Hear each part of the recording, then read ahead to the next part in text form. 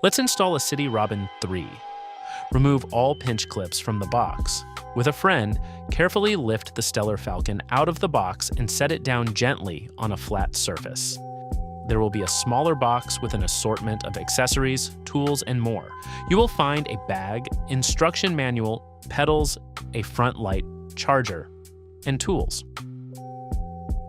Using a snipper, cut all the zip ties around the front wheel. Then set the front wheel on the side. Proceed cutting all the zip ties around the bike while removing the protective foam.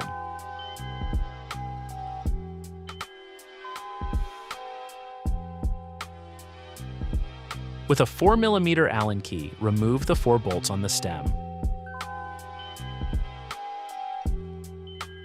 Place the handlebar in between the stem and the stem cover, then tighten down the bolts in a star-shaped pattern.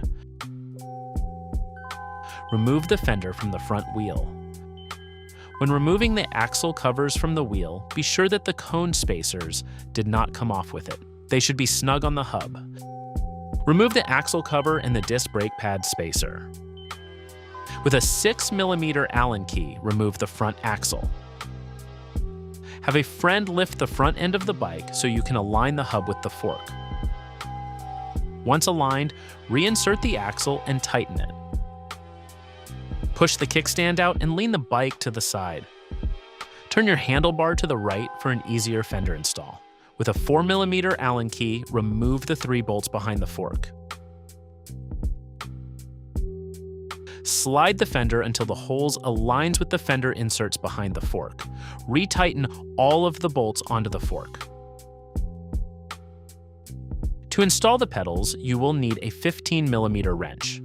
When installing both pedals, tighten the axle towards the front wheel.